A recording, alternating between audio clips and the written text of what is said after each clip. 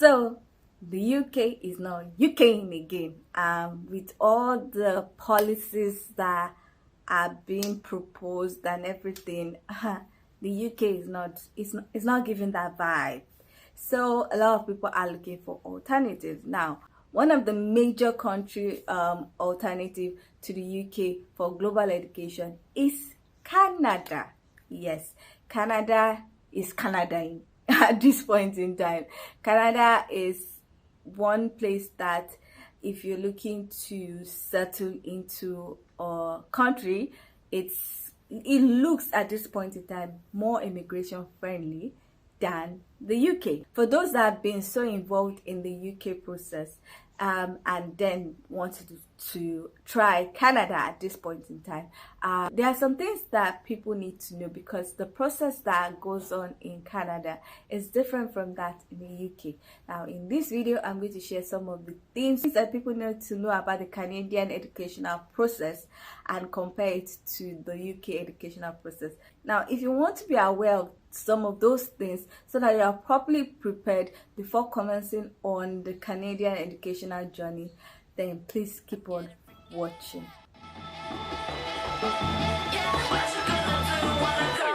Everybody know I'm a visual. Yeah, I kill it cold like a criminal. I'm everybody's type, but nobody can deny. Cause you know I get it, I'm getting freaky. Yeah, I'ma bring the crazy. Get that freaky on, get that freaky I'm getting freaky. Get it right. Hi guys, welcome back to my channel. My name is Omomi, aka Petite Diva, and I am a University of Nottingham alumni and also a Developing Solutions Scholarship Award winner. In this educational series, I talk about the UK admission process, and now I am going to be talking about other countries' educational process. I also talk about the visa application process. I also talk about tips and tricks on how to enjoy your stay in the UK and other countries, and I also talk about tips and tricks on how to earn more money in the UK and other countries as an international student. So if you like videos such as this and you are not yet subscribed, please consider subscribing by clicking on the red button that says subscribe, and don't forget to click on the bell notification icon by the side so that you're notified anytime I upload videos. Now before we continue with this video, I just want to remind you that I offer some UK educational services, and those services include SOP writing, academic CV writing, and the UK admission package.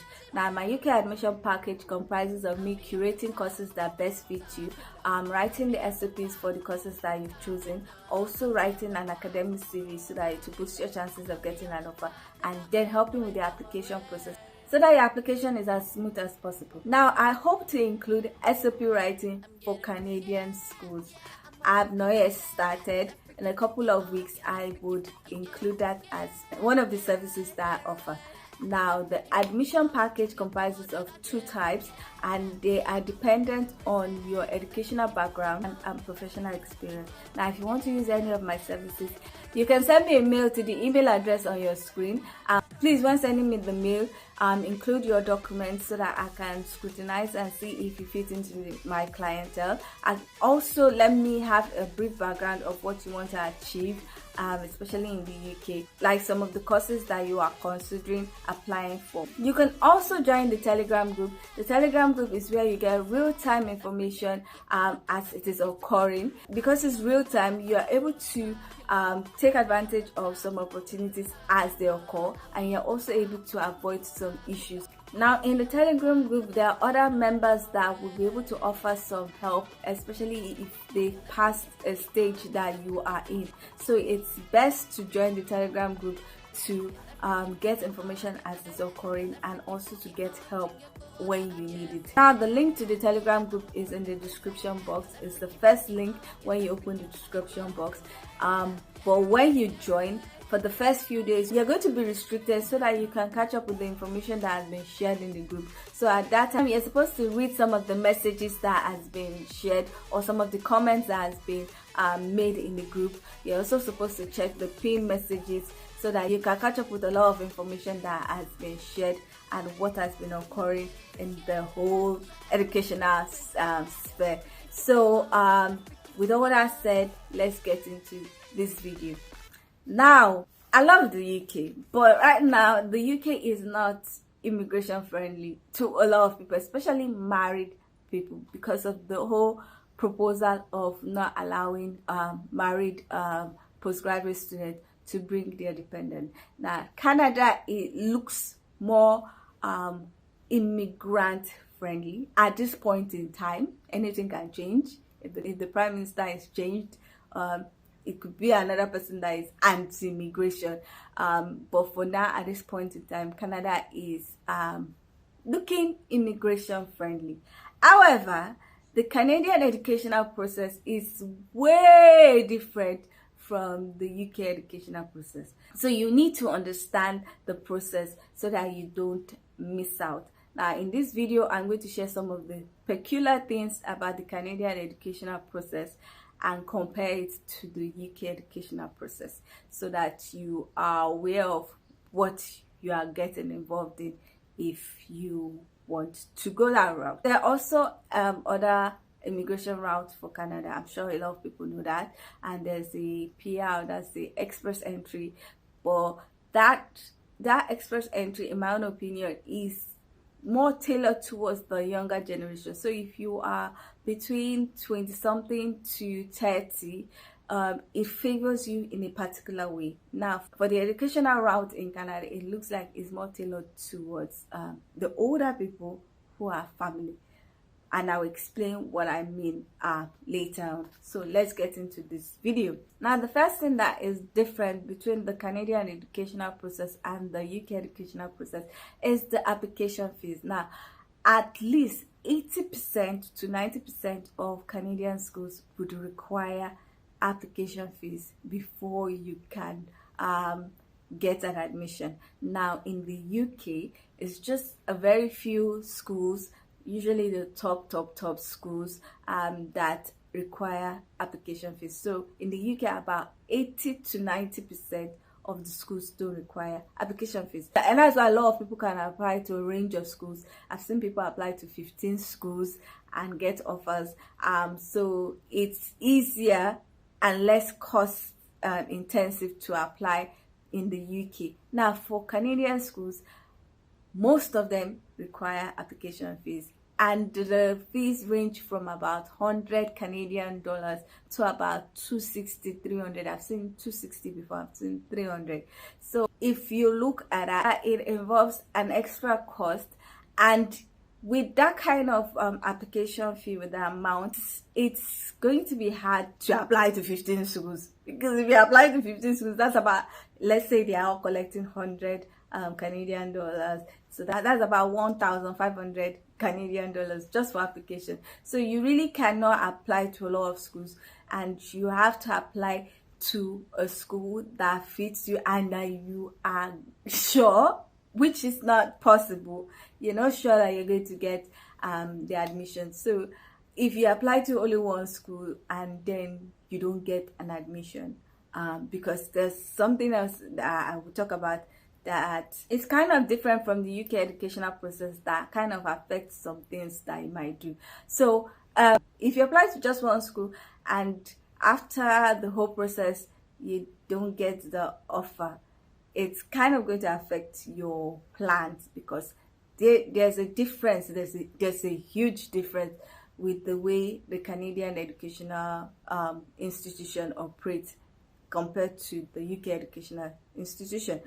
So that is one major difference, the application fees that you would have to pay. Now, for Canada, you can apply to colleges and universities. Now, they are different in the fact that the colleges are more tailored towards practical based courses, and they offer like diplomas. They don't really offer master's degree or PhD programs. They also have less entry restriction, but they also require application fees. Another thing is that the colleges are usually cheaper, especially if you do the 2 years diploma program. For the universities are more research based, and they offer bachelor's degree, master's degree, and also PhD program. Universities have more entry restrictions, so there are a lot of things that you might have to show to be able to get an admission. I actually applied to a Canadian school years ago. I applied to Simon Fraser University. I had to submit everything that I submitted for UK universities, and at that point in time, someone else that also applied, the person that even told me about the school, also applied, and he didn't get the offer. I got an offer. At first, I got you're on the waiting list. Then some days after, I was like, you've been given an offer. And one of the things that I think made me get the offer was because of my first degree and my GPA. Now, for Canadian universities, they also ask for some other things like GRE. Yes, apart from your statement of purpose or letter of motivation, they ask for GRE. I didn't have the GRE. I just applied like that, and because of my GPA, I think that's why I was given the offer. The other person did not really have a high GPA, so the person was not given an offer. And maybe it's the statement of purpose, I don't know, but I was given an offer. For universities, there is more entry restriction compared to the colleges. So people go for the diplomas in the college, and diplomas are not that bad, but some people just want the master's degree. So if you know you don't have a lot of money to spend on application fees, you might have top requirements, and you can also consider applying to colleges for diplomas. Another difference between the Canadian educational process and the UK educational process is the limited time period to apply. Now, if you want to apply for September 2024 courses, this is the time to start preparing all your documents. I believe some schools have opened their application process to September 2024. Now, unlike in the UK, for September 2024 session, you are going to be able to apply from like September or August 2023 to about April 2024. So you have like maybe 7 months to apply. But for the Canadian schools, usually the time frame to apply for a session ahead is usually like 3 months. So by now, some schools have opened, or some schools will open in August. So between August to maybe like October or November, the last time I checked, that's the time frame that you have to apply for the session of September 2024. So if you say, oh, I want to go and apply in January, you might not see the application process open. It might tell you, oh, it has been closed for September 2024. You might see, oh, winter session, that's January 2025, might be the one that is open. So the time frame is usually small. So if you don't apply immediately, or if you don't apply when it opens, you might not get to apply later on. So you need to be aware of that. So you need to be checking the schools to know when the application period has opened and the deadline, so that you don't miss out. Another thing is that after the application process, after you've made an application, it takes quite a while to get a feedback. Now, before the whole rush for UK, like I said, it used to take like 3 to 4 weeks to get a feedback, either positive or negative. Now, for Canadian schools, for the colleges, it could take like 1 month to 6 weeks. For the universities, it could take like 2 to 3 months. And this is the way it is. So imagine if you apply later in the time frame. That's maybe if you apply out September, for September 2024, and then you receive your feedback, like you receive a negative feedback in January, and you only apply to one school, it means that September 2024 session as cancelled. That's part of the reason why I was saying that the whole process can affect you if you don't apply for more than one school. But applying for more than one school involves a lot of money because you have to pay application fees. Personally, I would say apply for one college and one university, or two colleges and one university. I don't know, but that's a lot of money. That's why I'm not offering the admission package for Canadian universities, because by the time I collect application fee money and my own service money and everything, somebody can be paying up to $500,000 if the person is going to apply for more than one or two schools. So it's really not something I want to dabble in now. Maybe later, but for now, Now for the Canadian educational process, one thing I've noticed is that there's a high amount of student visa refusal when compared to the UK, and that's why a lot of people liked the UK, so because it was easy. Like I keep on saying, if you have your money, if you do everything right, if you get a good course, if you do everything right, you can get into the UK like 6 months or with ease. But for Canada, the visa refusal I've seen, hey, it gets as it be. And it also takes a while for you to get your visa or get a feedback for your visa. Unlike the UK that tries to do within 15 working days if you use the standard, then if you use priority visa, 5 days, then super priority, 1 day. For Canada, it takes a while. I've seen a case where somebody applied for this Canadian student visa and missed out on resuming in her school because they took a while, and when they eventually gave her the feedback, it was a negative feedback. She now tried to get refund from her school. The school was just telling, oh, you did not request for refund at the particular time that you're supposed to request. Meanwhile, she was still expecting the visa application process feedback, so she could not request for refund when she did not know whether she was going to get the visa or not. I think she went back and forth for months until she just exposed them on a social media platform, and then when he started getting traction, I think they backtracked and then apologized, and I think they funded our money back. So a lot of visa refusal happens a lot of times because there's so many things that they ask for.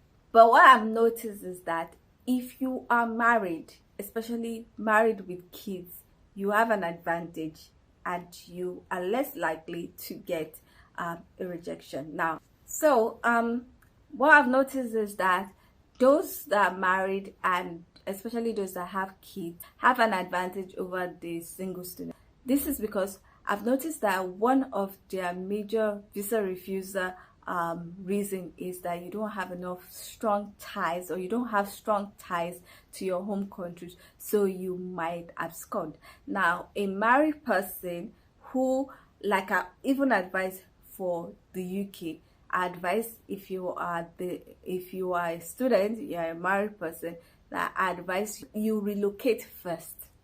I've said it in some videos, you relocate first, settle for a while before asking your family to join you. Now, if you do that, you are more likely to get a student visa, because you still have your family. Your family might not even come while you are a student. It might come while you are working, and they might come while you are a student. But because you still have family ties, strong family ties, your spouse and your kids, you are more likely to get the visa. But because for single pringles, especially those that are very, very young, if they cannot prove that they have strong ties to their country, there's a possibility that can be used to reject your student visa application. Actually, that's one of the things that they used to refuse my US visiting visa. Not enough strong ties. Anyway, it happens. They can use that. But because married people have family, they have their spouse, they have their kids, I've noticed that it's less likely that they refuse their visa. Now, if you apply together, as in a family, you, the main applicant, and your spouse and children, you're less likely to get your visa. and that's what we've noticed. Unlike the UK, if you have your money, if you have everything, if you do everything, if they interview you and you're able to convince them that you are a student and you're a genuine student and you're not going to abscond when you get to school, you will get the visa. It's not so restricted like unlike the Canadian student visa application. So with Canadian visa, you have to like be able to defend the amount that you have in your account, your proof of fund. Unlike the UK, if you don't do any dubious thing during the maturity period, you might not get any question about where did you get the money, what's the source of income, and the rest. But for Canadian visa application process, I've seen some things and I'm like, yeah. Now the last difference that I will mention is the post-study work possibilities and opportunities. Now, like I said, Canada is Canadian. They are immigration friendly at this point in time. So their post-study work visa concept is on point. It's not shaky like the UK, that today they can remove it, tomorrow they can bring it back. It has been on point for quite a while. So if you study a course in a school that is on the approved list, the DLI list, you are going to be able to apply for the post-study work visa, which is about 2 years after graduation. And I noticed that while on the postgraduate visa, they always have opportunities to get a job afterwards that would also allow them to apply for the work visa.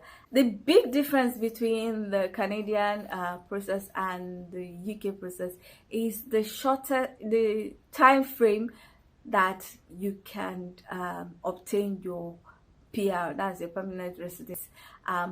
In UK it's called indefinite leave to remain. The time frame is usually shorter. I've seen people that just 2 years after they graduated, they already have PR. Meanwhile, in the UK, they'll tell you 5 years on work visa or 10 years of continuous stay in UK. Even now, they are trying to change it to 8 years on work visa before you can get indefinite leave to remain. That is 8 years after your graduation, and it's not UK sometimes. But for Canada, I've noticed that people are getting their PR after a shorter time. So people look at that and then they favor Canada over UK. Now the issue is just the visa refusal, the increased rate in visa refusal. It's something that is just somehow. Now, but Canada is a place where I say, if you enter, you don't enter. You know they go if you know what to do. So that is what it is at this point in time. Now, like I said, it is at this point in time. We don't know what's going to happen in the next 2 years. We don't know what's going to happen in the next 3 years. We don't know if the next prime minister is going to be anti-immigration. But at this point in time, Canada is looking better than the UK, especially for those that are married. I'm talking about the educational route, especially for those that are married. That for those that are single, you just have to pray that you get your visa and you are doing everything on point. Now, these are some of the things that I think people need to be aware of before starting their Canadian educational journey. Now, I'm going to try and do more videos like this. I'm going to try and compare the student visa application process of Canada and UK. I'm also going to compare the school application process of Canadian schools and UK schools, so that people are aware of what they are getting into and are able to prepare better. Because when you are prepared, you are able to take advantage of a lot of opportunities and you're able to get what you want at the appropriate time. So if you like videos such as this and you want to get more information about the whole global educational process and you are not yet subscribed, please consider subscribing by clicking on the red button that says subscribe, and don't forget to click on the bell notification icon by the side so that you're notified anytime I upload videos. Now, I hope you liked this video. I hope it was helpful. If you liked it, please give it a thumbs up and share it with your friends and family. So with all that has been said, Thank you so much for watching. I hope to see you in the next one. Bye. Yeah, I'ma bring the crazy. Get that freaky, freaky on. Get that freaky, freaky on. Freaky.